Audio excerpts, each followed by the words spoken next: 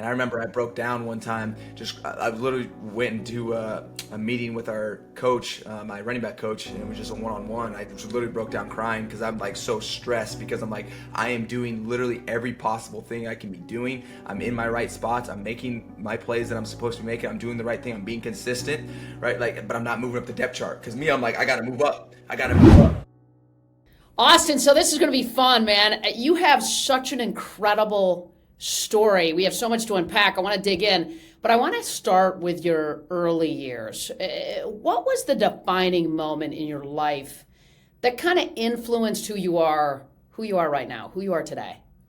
Definitely growing up on a ranch. That is the defining factor of why I am who I am. And there's a lot. It's kind of like a compact. It's not like a specific moment. It's more like a era in my life that I had gone through. Just some of the qualities that came out of that have shaped me to be who I am is just learning how to work. One of the things we used to do a lot in the summer is build barbed wire fence. And I'm not talking about small projects. I'm talking about 26 miles along the railroad, along the river, like up.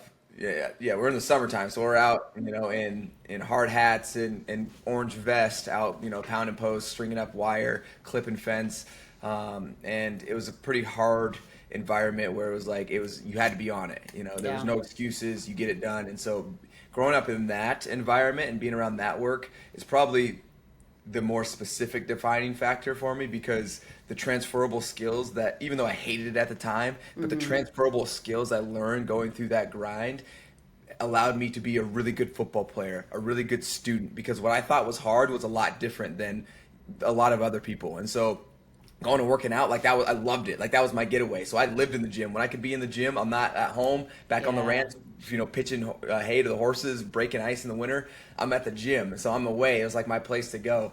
And then that just my work ethic that was kind of curated in that fencing, in that ranch life, Right. right, brought me to this point where now my mind is really just take advantage of opportunities to try to excel because I was trying to get out of that.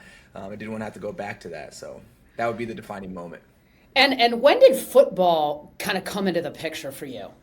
Yeah, so sports were always a part of my life. So my mother was married to her ex-husband, my stepdad at the time, and he was like the worker of the ranch life. So that's where that came in. But my mom was more mainstream sports and things like that. So I had a little bit of both. So Okay. riding bulls and horses, and then also playing running back, basketball, wrestled, and so I had a lot of different variety in my life growing up at a young age, and being introduced to mainstream sports, like I said, like for me, even at a young, like we started building fence when I was like 6 years old. I'm out there like clipping post.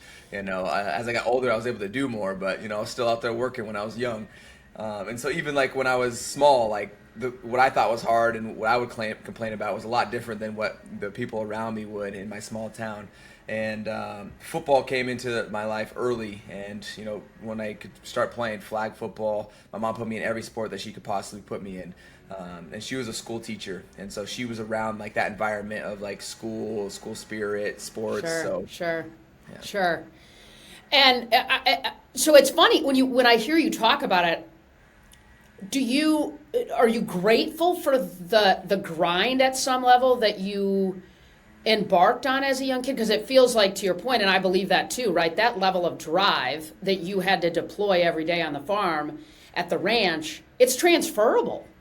And it sounds Yeah. like you transferred it incredibly well, and at some level, it's why you're where you are today, having such incredible success. So, are you grateful for it? 100%. It's 100% is why where I am today. And I was at a little kids camp yesterday, and when I was their age, I never thought of the NFL or anything. I wasn't watching the NFL, NBA. I didn't watch any of that. And for me, it was just, okay, keep taking advantage of the opportunity that you have in front of you. And so for me, it was just like this steady growth. I was like, okay, I went to high school. I'm just super focused. Like, I'm going to work hard. And my working hard wasn't just work. Like, I'm in this. Like, I have to get Sure. this done Right. efficiently, effectively now. Yeah. And as I started to get older, I started to realize that things started to become easy to me because I would dedicate myself. But for me, that was just normal. That's just what I had been doing. And you can see that now to this day. And so it's gotten me to where I am. Am I grateful? Yes. Because I see a lot of people that are searching for some type of means to progress themselves forward. And I think the reason I've been able to do this is because of the mental game that I had instilled in me at a young age, where I was forced to be in a position where you have to be mentally tough to even survive through here. Like you have to. There's no excuses. You get your ass beat, And so this mental game, and I going back to why I was talking about, I was at a kids camp the other day. I was telling them, like, guys, look, you guys are bigger than me, and I've led the NFL in touchdowns for the past 2 years. And look, you guys, like, you literally bigger than me. Like, where do you think, what differentiates me? And I was like, there's things that you can't control. I can't control how tall I am or how big I can get to a point. So what differentiates me? It's my mind. It's my mind. And so where I've been able to really separate myself and continue to do that is through my mind, right? Where I'm able to dedicate myself. I'm able to find verticals where I can get leverage and build leverage, see value in a different way. It's not always money, like value in relationships and communication skills, value in, right, your knowledge and the things that you've done. Like, all these things are value. And so when you start to look at things in that light, instead of saying, what can I get at a paycheck out of this? Because sure, you can go make money, but if you're trying to continue to level yourself up, you got to continue to increase your capacity to be able to do things. And a lot of that comes down to your mental, and how you're able to go out and plan, and how you're able to, take in new information, apply that, meet new people to learn from, and do that over and over and over again. And so when you start to see value different, I think it's because you have a stronger mindset, and you can actually understand that for me to progress, it's not just get more money. Get more money will be a result of all those things that I was just talking about. And so that's what I was telling them yesterday. It's like you got to make sure you're dedicated, and it's not just going out there and like, I want to do this. It's living it every single day and making sure you create great habits for yourself. And I'm telling these parents, because some of these kids we have from like 14 down to like 6. These 6-year-olds, they don't know what the heck they're doing. They're just having fun because their parents brought them there. I'm like, you keep putting them in those situations where they have to go out in a camp in a safe setting, and they have to be an individual, and they have to decide if they're going to work hard, and they're getting pushed by other people around them. Like, it's so important. So sure, that's where I was going with that. What were the things that you told yourself when you were a kid on the ranch grinding it? Obviously, you found a way to tell yourself the right story mentally, and you've unlocked that same mindset on the field and in the training. There was a progression. There was a progression when I was really small, like when I was 6 years old. You don't really tell yourself anything. I don't know what's going on. This is what we're doing. This is what I was told to do, so I'm going to do it. So for me, it was we're going to build a fence in the summer, and then during school, you just play all these sports. Every single sport you can. So I'm around these environments where there's competition, right? You have to work hard. You have to work with others. You have to work, individually, mentally, and physically. And so when I was in so many of those different, activities and spaces, it started to form who I am and how I work and what I see is hard and how I want to compete, and it just became who I was. Like, I want to compete all the time now. Sure. And as I got older, I started to realize, okay, I'm actually in a really toxic relationship, with my stepfather at the time, who's now divorced from my mom. But at that time, I was like, okay, so I do not like this place. I want to get out of here. And I used that fuel and kind of what I'd been building up from the smaller age, as far as like, okay, all this hardness to my mind and to my body, and how I want to continue to go forward, and started to point it. Okay, I was like, how can I get out of this? And it really lied within my sports, because I'm like, I want to go into education and try to get some type of degree. Still not even thinking about football. Or the NFL anyway. NFL is not even a question. I'm at a tiny little school, and so for me, it was like, okay, let's focus on football and school, so I can try to get a scholarship somewhere. And that kind of led me through high school of like, okay, the day I graduated, I literally had my truck packed, threw my hat in the air, and I was going to be a raft guide up in Gunnison, I read that. Colorado. Sure. Because I was out of there. I got my job lined up. I'm gonna go be an independent person. I'm gonna go to school. I got a part-time scholarship at a little tiny Division II school. But guess what? It wasn't the biggest, glamorous, but it was something that I could go and try to build on. Yeah. Well, and it's incredible, right? No D1 schools recruited you. Almost every D2 school overlooked you. And then if you were interested in you being a DB. But so you land at Western Colorado. What were your expectations of yourself when you got there? Yeah, so the first day I got up there, like I said, I already had a job lined up. So I was like, "Hey, you're independent now. Like, mom's going through all that stuff. She's trying to figure it all out. She's moving, going through that. Like, it's toxic. I don't want to do any. I don't want anything to do with that. So you're independent. You have to figure it out." And basically, I didn't realize this at the time, but I put my back against the wall because it was like, Austin, you got to go do this. Like I said, I had my own job. I was working out with the team. I got an apartment with one of my teammates up there that I had known, and so I put myself on an island. And in that island, I was the caretaker for myself. I still had support from my mom. She still supported me all the way through, but she just wasn't. I basically took myself out of that picture. I was like, Got you it. figure yourself out. I'm going Yeah. to figure myself out. Right. She still made it to all my games, and now Wow. we've grown really close, and she's gotten through that part of her life.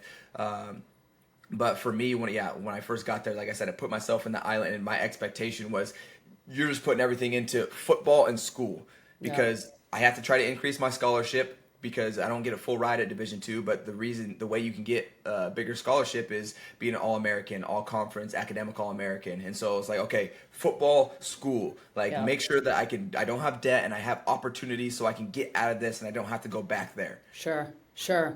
And then you throw up huge numbers in college. At what point did the NFL come on your radar at some level? And when did you decide, I'm going all in, man, I can do this? I'm going I was for it. already all in as far as the football, but when it came to the NFL, it wasn't until after my junior year. And Okay. just a quick story, just kind of like so you can get like the perspective of how in I was.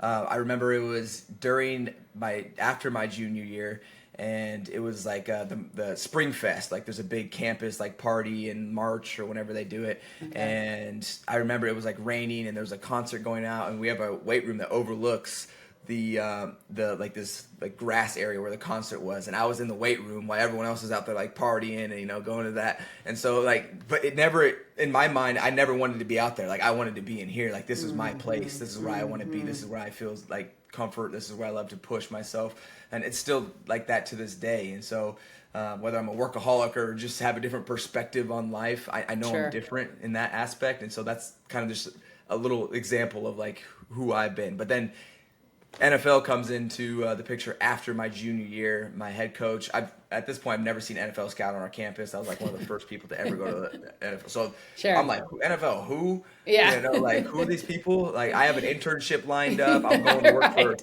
an oil and gas company during the summer, and I'm getting into my job. I'm going into business. I'm learning about real estate, Right. and that's where my mind's at. But absolutely, I'm still trying to increase my scholarship and focusing on football. But yeah, after my junior year, the NFL comes in and they start hitting up my head coach like, "Hey, we're kind of interested in this guy. Tell us about it. Like, why is he Division II? Like, they're Right, thinking something's right. wrong with me. Yeah, right, Like, right, okay, right. like is he getting in trouble with the law? Is he like bad grades? Like, Right.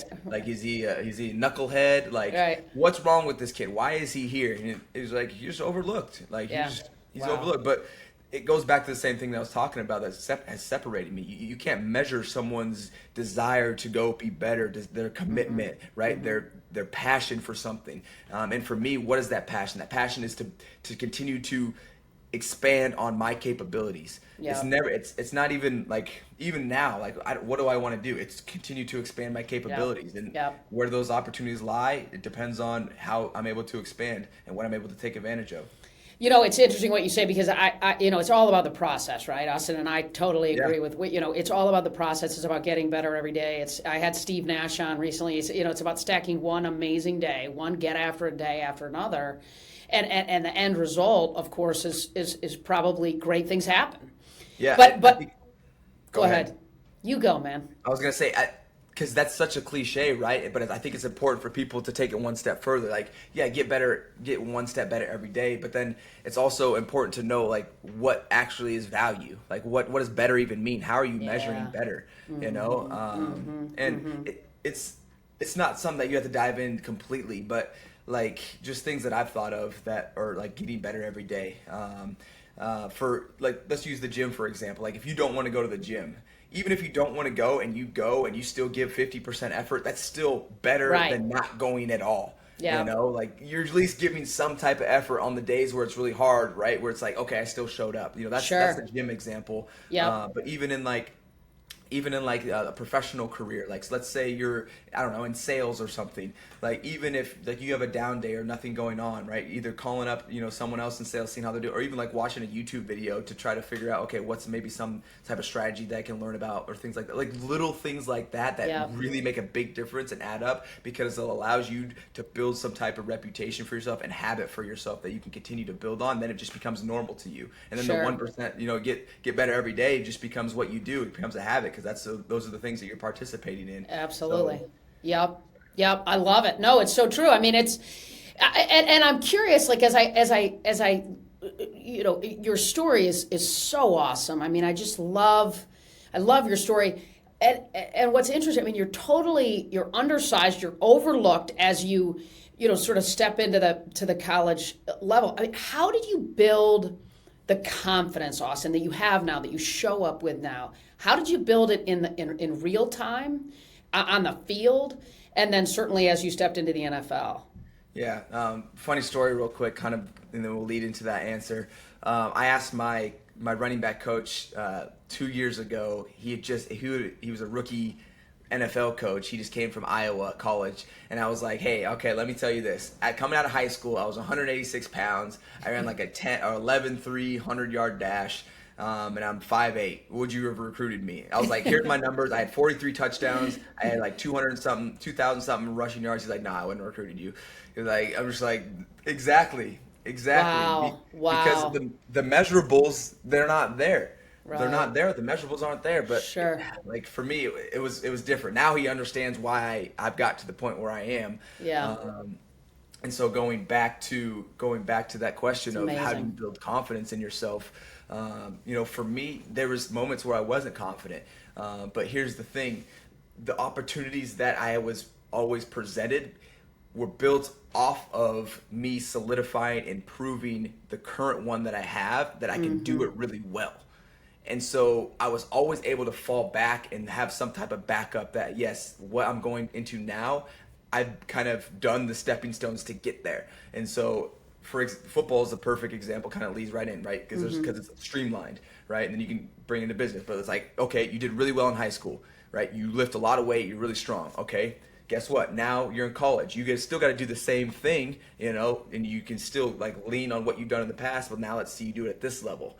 And boom, okay, I did it really well in college now. Still, all the numbers, smart, all of that, all the education in there too. Okay, now see if you can do that at the NFL level. And so the confidence was built on my reputation of what I had been built for myself, right? The foundation of my capacity. Going back to my capacity, what is that, right? Well, I'm really Yeah. good at playing running back. I'm really strong. I showed some good stuff in the classroom as well. All right, now let's go see if I can do it at the NFL level. Same thing, and I've just continued to snowball and build on that. Now, it's kind of blossomed out Yeah. into the business world as well. Well, and what I'm sort of hearing you say, I think, is that confidence comes through doing, through action, and then stacking that on top of other moments, maybe on bigger stages, and Yeah. then continuing to deliver. And Let then me the give confidence builds. Let me give another example. I mentioned I was getting into real estate back in college. So I didn't have any money back in college. If anything, I had negative money in college. And Right. so, but I was interested in real estate because there's like this, it's seen as this passive, income Right. source that you can get into, So as you learn, you start to learn it's not actually passive. But anyway, so I'm learning about real estate, and I'm really intrigued, and it's just about the action thing. So that was step one. I didn't know that was step one, but I learned about it, so now I can kind of speak the language. I can try to talk the numbers. I can do like a hypothetical situation, and then I came into a place where I had some capital. After playing in the NFL for a year and a half, Right. or 2 years, and so now I was in a position where like, let me go actually out there and try to find some rental properties. And I got in touch with the house flipper, and this guy was flipping multifamily houses in Colorado, and this was like 5 years ago. And so I started to build a relationship with him. I was able to talk the language. I was like, let me try to buy one from him, just start out. It did all right. It's not my best property now, but it was the first one, got me in the game, and I learned from it. And then the guy, he was still flipping. I was like, hey, if you have any more multifamily properties, let me come behind you and just buy them for you. I'll give you give me a discount because I'm going to be a guaranteed buyer right away. And so, boom, started to build that relationship. I'm doing things. I'm using my knowledge. I'm out there. I'm actually talking to people in this field. And now, 5 years later, now we have a real estate fund together and we own, 100 and something properties together because I was doing things, but I was able to build myself up. Let me start small, right? Kind of plant that seed, start growing it, right? That's my education, my experiences. And then, hey, here's another opportunity. Okay, let's build on it. How do I take it to the next level and the next level? And that's kind of the process I'm in. Yeah, well, and it's the process, too, that took you from crushing at the college level to being undrafted, and then you landed with the Chargers as a free agent. Get me inside of what it takes, what it took for you to be noticed, and at some level earn a spot in the league at that level. What was your mentality, Austin, like as you sort of embarked on this NFL ride early on, before you were an undrafted free agent, right? Yeah, this is probably this moment when I got into the training camp and to the OTAs of the Chargers was probably one of the most defining moments, other than the childhood that kind of got me to that point, just that type of mindset. This point where I pretty much dove all the way into the obsession side, where I told my family, I'm like, I know you're excited about me, but don't call me.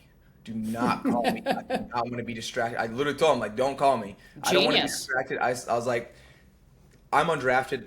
I have everything to prove. I cannot mess up. And for those of you that are listening, I was 6th string on the depth chart.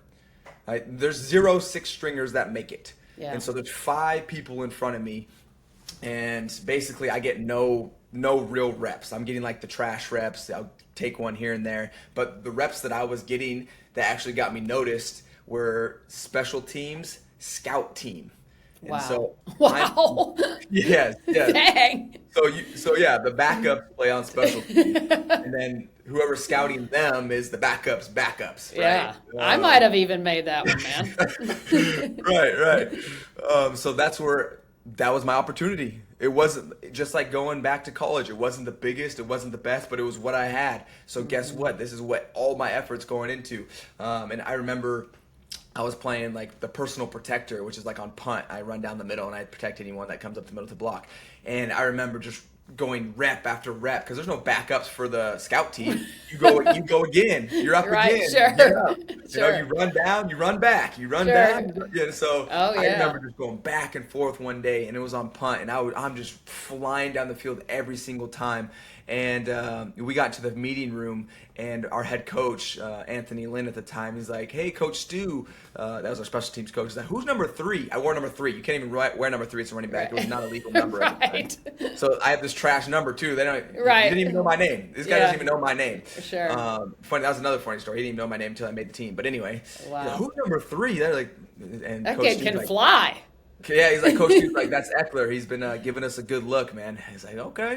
That's what Coach Lynn hopes. He's like, okay. And so that was like my first like moment of like, yes, like, okay, I got noticed. But for me, like, I overstudied. Like maybe that's not even a real thing, but I studied like so much. I was the only rookie running back they brought in, so I didn't have anyone to bounce anything off of. But I wanted to make sure that no matter what, if I do get a chance, if I do get a rep, like I know everything like the back of my hand. And I remember I broke down one time. I literally went into a meeting with our coach, my running back coach, and it was just a one-on-one. I just literally broke down crying because I'm like so stressed because I'm like I am doing literally every possible thing I can be doing. I'm in my right spots. I'm making my plays that I'm supposed to be making. I'm doing the right thing. I'm being consistent, right? Like, but I'm not moving up the depth chart because I'm like, I got to move up. I got to move up. Sure. Yeah, I got to make progress. I never moved up the entire time I was there. So my stress level, I was going crazy because, like I said, I'm killing it, and you don't know what's happening. I'm in this, and like. We finally got to preseason games, and that was like our first live action. And, I had started making some tackles on special teams, which is probably the way I was going to end up making the team. And I had like 3 or 4 tackles in the 4 games that we had, and I didn't have that many reps, so that was really good, which will lead me to a different story at the end I'll tell. But so I finally started getting these opportunities, and I'm consistent and I'm doing my job. And I wasn't doing anything crazy or anything insane, but I was consistent in doing my job, and I was doing it at a high enough level to show like, okay, guy can maybe play.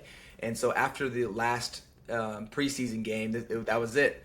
And I remember a reporter asked me like, "How do you think you did?" I was like, "I don't know how I did, but that was everything that you could have got out of Austin Ekeler, out of myself.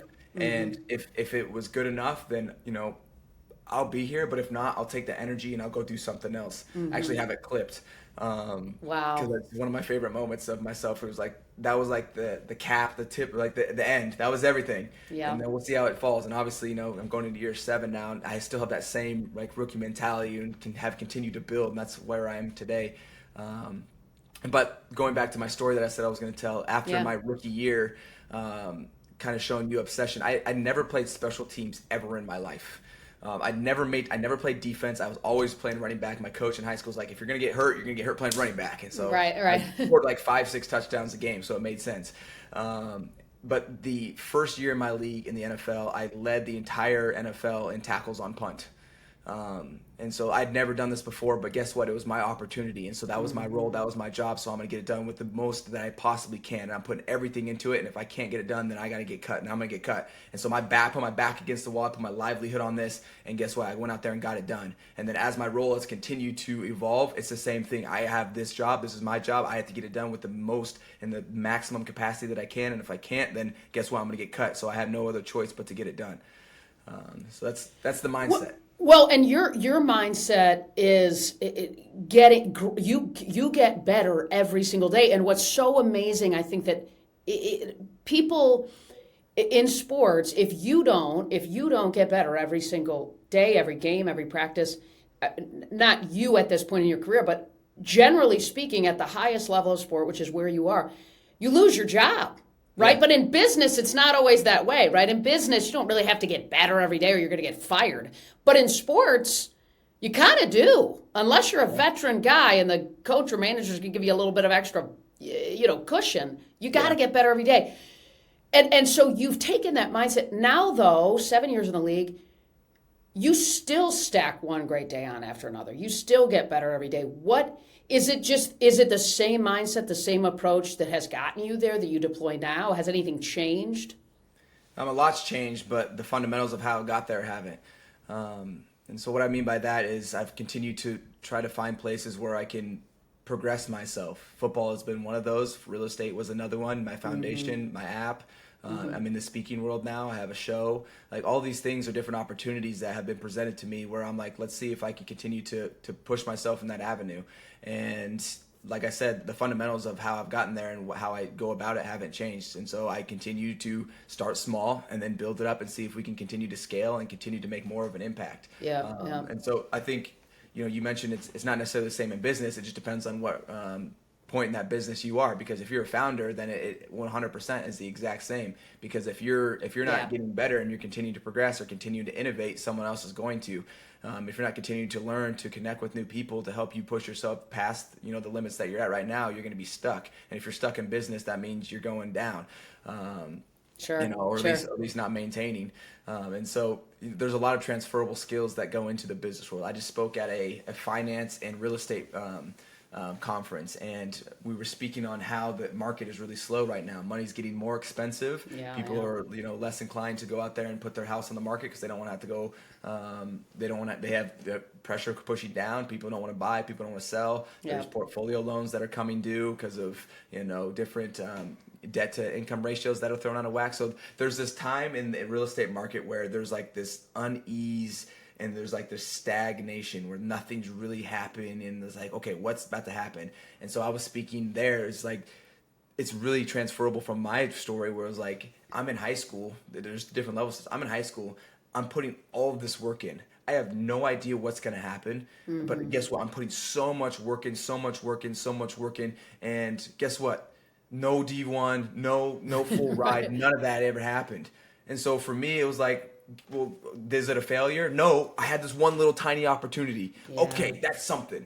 That's something. awesome. That's like the same thing in the business world, right? You put all this effort in, and if as long as we're able to inch forward, we went forward, right? Yep. You're not Yep. always going to get that big cut and break and then go up to the NFL level. You don't go from high school to the NFL, You're you always know? not going to get a perfect hole at the line. I got to keep going. Exactly. Yeah, man. Exactly. So That's right. like whatever win we can take, I'm jumping on it, Yeah. because the Yeah. times sometimes get tough. Yeah, if we can take a big win, yeah, that's great, that's amazing, that's really rare, but that's amazing. A lot of times it's a lot of tiny small wins, right? Dinking and dunking up the field in football, 5, 10, 15-yard gains. Every once in a while you get that 40-yard gain. Yeah. Yeah. Yep. Yeah. Yep. What's your? I mean, you're going to have tough days, tough games, tough plays. I mean, what's your approach to recovery?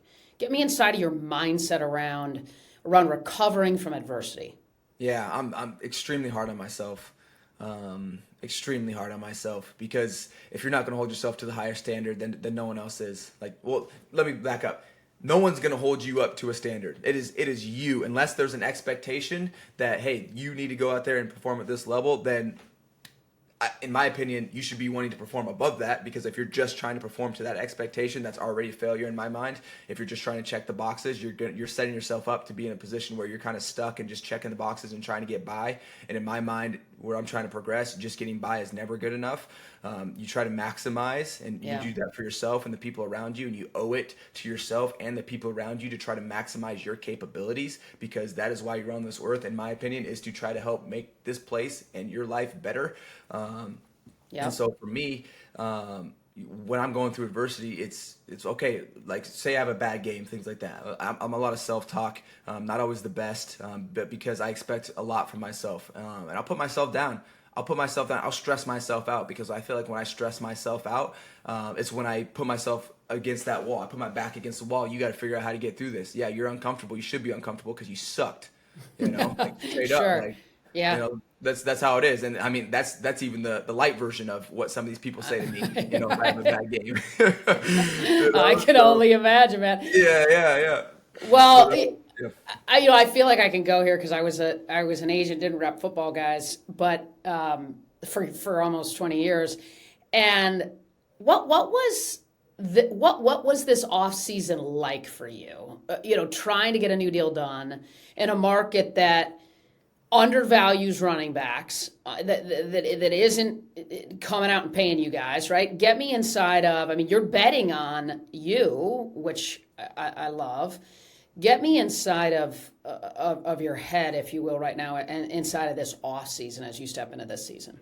Yeah, just kind of chatting through my situation. I'm coming up on my last year of my contract, no guaranteed money, coming off a pretty good year, and looking to expand the value that I have with the Chargers right now. Wanting to stay, wanting to get extended, obviously, and have a few more years, under my belt here with the Chargers. And they had come back. This is before like all the franchise stuff starts happening. Right. They had come back and just let me know that like they would like to extend too, but not at favorable terms, or even anywhere close to something in the middle. And so it was just basically all in their favor or nothing. And so it put me in a position where I was like, okay, well, me as an individual, I need to make sure that I can go out there and see if there's any other value to be had. And so that's where the whole trade talks come in. Just like any individual would do that in that position, where it's like, okay, your current employer doesn't want to continue to extend you. Sure. You're going to go shop around and see if you can find other value. And that's exactly what I was doing.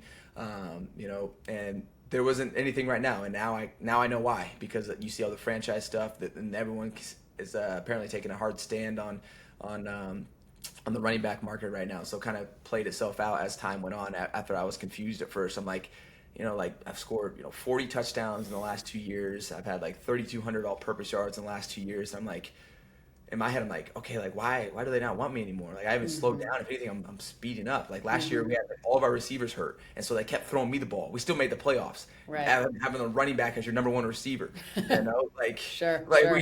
we still made it. Like, I still was able to do enough to get us there, right? It wasn't just me, but like on the offense, it was a lot of me. Hey, Austin, get us down there and score the touchdown. Sure. And so, like, I'm just confused, I'm like, what?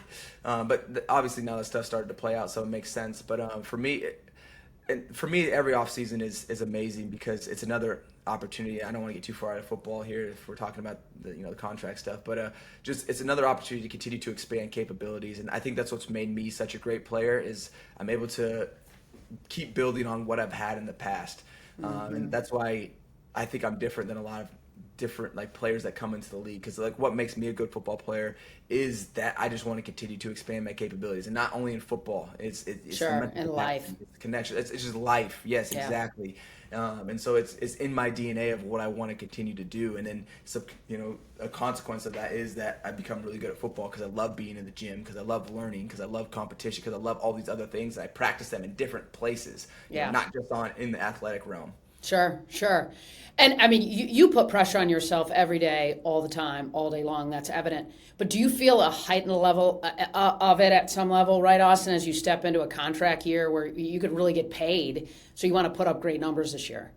Yeah, I think the pressure on myself has heightened every single year I've been in the league, and money is a part of that. Yeah, I need to continue to play to get at a high level, but because I've continued to get better year after year, and so the real like I told you, if the pressure is only just the expectation, oh, I need to make a new contract, so I need to put pressure on myself, and that's where I stopped. I think that's a failure in my part. That means I'm just checking the boxes. Like, no, it's like, Austin, how much can you take on? How much responsibility? How much of an impact can you make on and off the field in this football world? Like, let's see how, and then money will come because of that. But when I'm trying to go beyond that, because I want to just see how far I can go, because in my head, I'm like, let me see how much I can take. Let me Sure. see where my limit is. And I haven't hit that yet. And so for me, that's where the pressure comes from. And there's all the other pressure too, fantasy football, organization, my teammates, like all that. I'm like, give me all that. Like, Yeah. give me that. Because guess what? I earned that. I earned Yeah. that. I earned that expectation. Yeah. Not Yeah. everyone gets that, because I Sure. have that pressure, because they're like, Austin, this is on you. You're in the position to do it. Can you do it? And that's exactly what you want as a competitor, because you want that, because you earned the right to be able to say, for those people to be able to like, hey, Austin, I want to see you do it. You're in the position. It's your opportunity. Go ahead Yeah, and see what yeah, you take. yeah. Here's the ball, man. Are you more motivated to prove others wrong or prove No. yourself right? Prove myself right. Yeah, cool. So it's an inside out. All of it's from the inside out, right? Like it's not Inside about, which is Inside huge. out.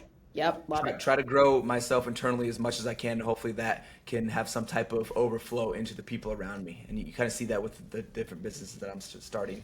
Well, I know, and I want to dig into your app, right? I mean, what are you most excited about right now off the field? You got a bunch of stuff going on.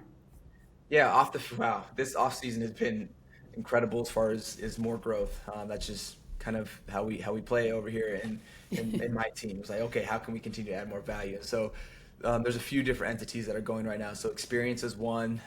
We've been developing that for the past year and a half, and the reason I wanted to do that kind of goes back to me wanting to overflow value of myself into others, and so I do that in different ways, and that's through the my foundation, putting resources back into the community, and then it goes to my fantasy football show, giving access to myself in the fantasy world to all the fantasy people that love to support, and then now experience is more of a customized way for people to get access to me, because I know there's a ton of fans out there, but just seeing like me on Instagram is like great, but it's like, what if you wanted to have a conversation with me, or talk to me, or get your jersey signed, or play video games with me, or buy some of like my custom merch that I have? Well, now you have a place where all this stuff lives in one place. So if I'm willing to give you that access, here's where I can go and do it. And so yeah, that's what experience is. It's an engagement platform for people like myself that have fans that want to interact, and we can customize access to ourselves. How do you, at some level, focus is huge at the level that you compete at on the field as an athlete. You've got a lot of other interests, which is awesome. I think that's fantastic. How do you manage your energy, if you will, so that you can perform at your best in the moments that matter most, in the things in your life that matter most, in a world where you've got a lot of demand on you? You obviously have a really high capacity. But get me inside of how you manage your energy so you can perform at your best, which on the field, in real estate, with your app, all that. So I'll kind of break it down how I tell my rookies, because when I talk to any of the young guys on the team, they're like, geez, man, you're doing so much. And it's like, well, when I was a rookie, I was just doing one thing, and I was playing football. Yeah. And so I break it down. Like, let's bring it. Don't look at what I'm doing now. Like, let's bring it way back to rookie Austin. And guess where every ounce of my energy was, because I knew the importance of the opportunity to get established in the NFL.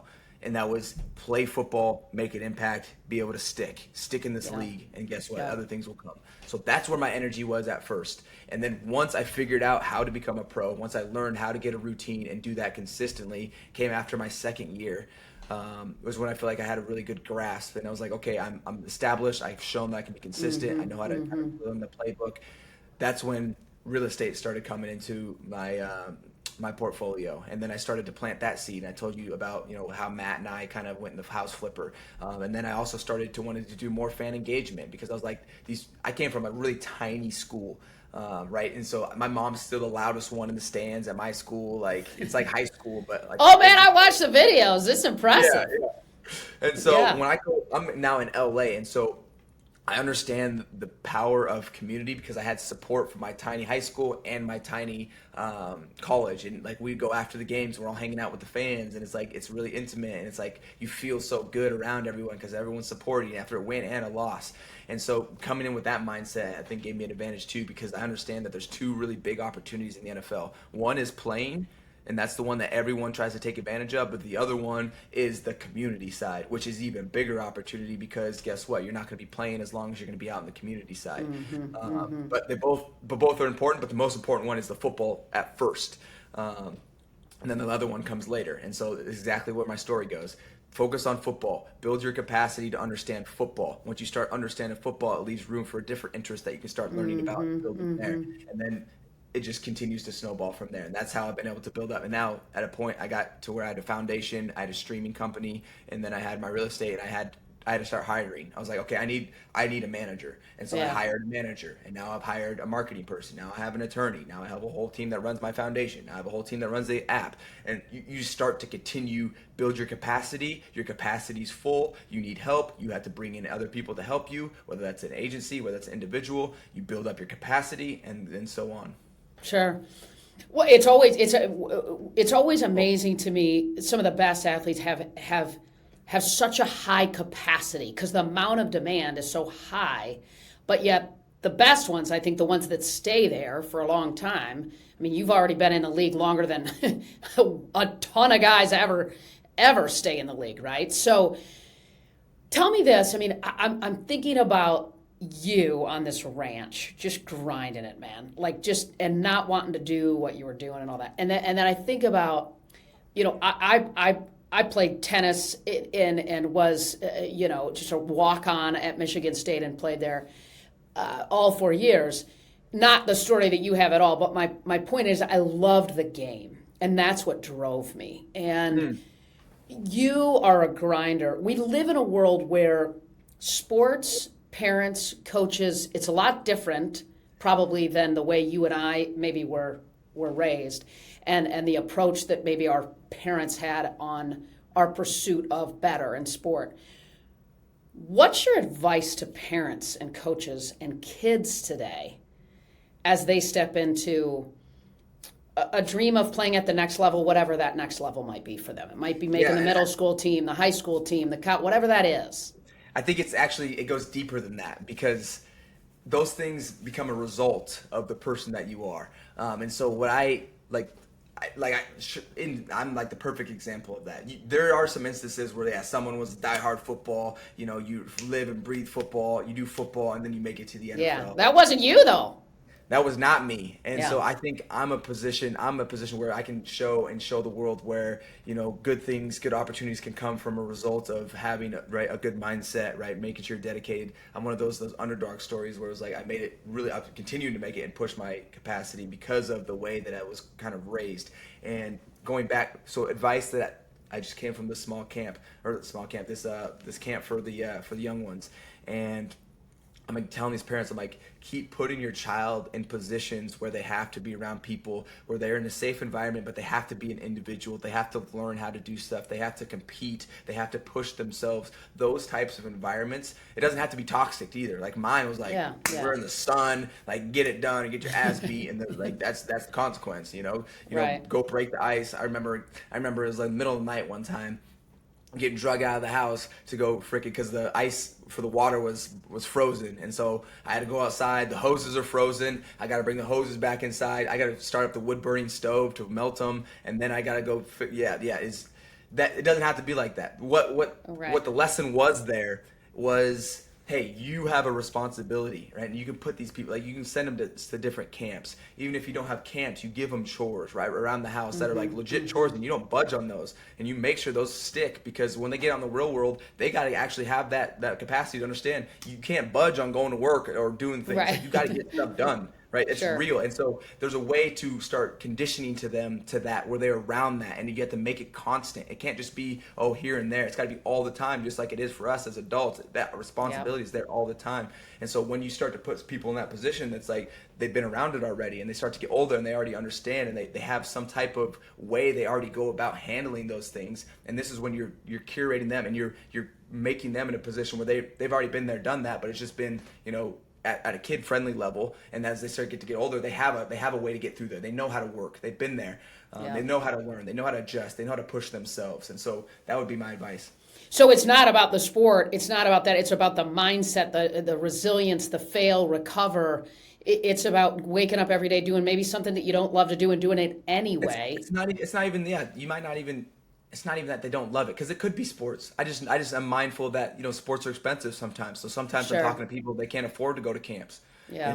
So there's Sure. things they got to do at home to put their kids Right. in that Right. In position. other words, it doesn't matter what it is. Do Does not hard matter. stuff, right? And keep going. It's the responsibility on even the little ones that they have to be their own person. They have to figure it out. They have to do it. You can still help them, but it's them. They have to go and actually do the actions. Yeah. Find a way.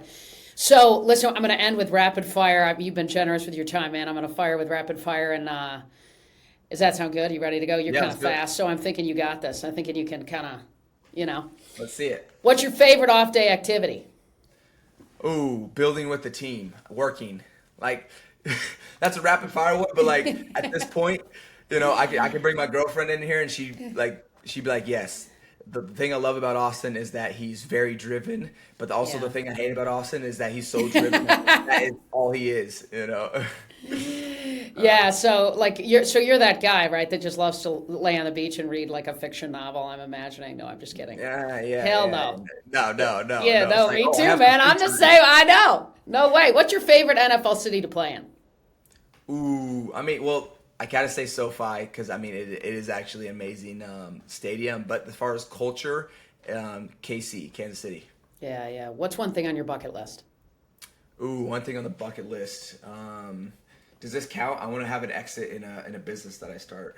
Nice. Yeah, totally counts, man. It totally counts. And sign a heck of a deal after you crush it this season. How about that, too? One thing people would be surprised to learn about you. Ooh, one thing people would be surprised to learn about me. I kind of talked about it in this, but yeah, I used to ride bulls. That's like one thing people are like, what? I'm like, yep, I grew up a cowboy. You did it for fun, like as a sport at some level. It was for fun, but I was also terrified at the same time. Dude, I can't believe your back still has what it's got in it, man. That's a grind. My bull riding career was very short-lived. It was a total of 3 bulls. That was okay. It. What's the best advice that you've ever received, and who's it from? Ooh, best. I receive a lot of advice. There's a lot of things that I remember. Like one thing that my running back coach, Derek Foster, he brought up one time, just the concept of you can't or you won't. Like you can't do something or you won't do something. That was one. I have a few favorites. So I'll share a few of them. Hit 'em. I love another those. one. I was talking to. I was at another football camp, just there as a guest, and this guy. He's like, I told my daughter one thing, and it resembled with her today, and it was the hardest thing. One of the hardest things to do in life is do the right thing when no one's looking. Yeah. And I'll let that stand on its own. And then another one, just kind of like that resembles with me. It was a quote that I saw, but it was like, to be able to do remarkable things, you need to be able to withstand remarkable responsibility.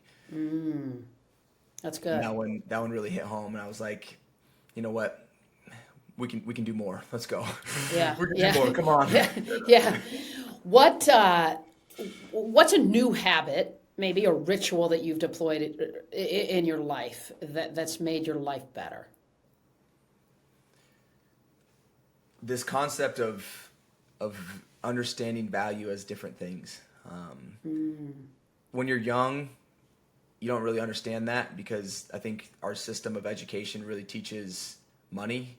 Like you need to get a job that pays, and you don't really understand the value of relationships and all of these other things. So that's been the biggest one that I've been focusing on lately, as a different type of value add to my life and a ritual, but is networking and saying yes to speaking engagements and going in front of, whether it's with the kids, whether it's at business conferences, and so saying yes to marketing opportunities or networking opportunities. I love it. What's your morning routine?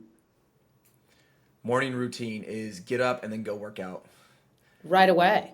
Yeah, 2 glasses of lemon water, maybe a little wheatgrass I go shot. on empty stomach. Okay. Wake up, go brush my teeth, put some deodorant on, put some clothes on, and I'm straight to the gym.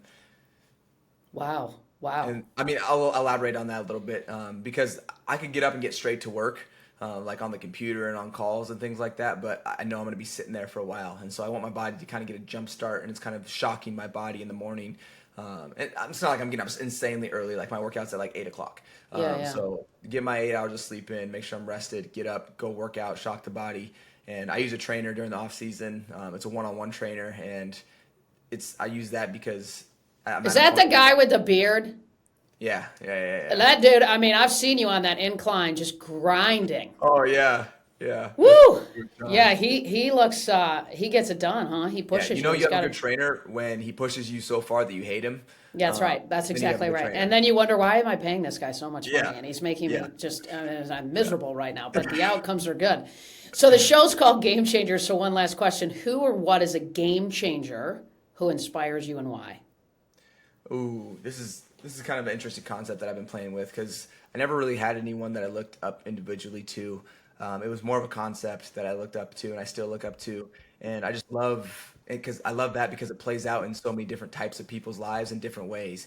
But when people are able to continue to push and overcome and continue to grow on their life, that part of people inspires me. And it's what I'm inspired by. And so I think there's a little bit of that lies within everybody. And so that's why I ask a lot of questions when I talk to people, because I want to feel that. I want to hear what it is that they've been able to overcome, or even if they're not, now I know that they're struggling. And that steers our conversation in a different way. But I love to hear about people overcoming, becoming a better version of themselves and how they're continuing to do that and what they're aspiring to go and actually be in their life. That is cool. So it's people who wake up every day and get a little bit better. Those are the game changers in your life. Those are the game changers out there. And so in that, when I have it as a concept, there's a lot of people that I have in mind throughout different times and spaces in their life and mine. I love it. Austin, listen, crush it this season. Thank you for taking a minute inside of right before the season to jump on with me. This was super fun. Yes, absolutely. Thanks for having me on.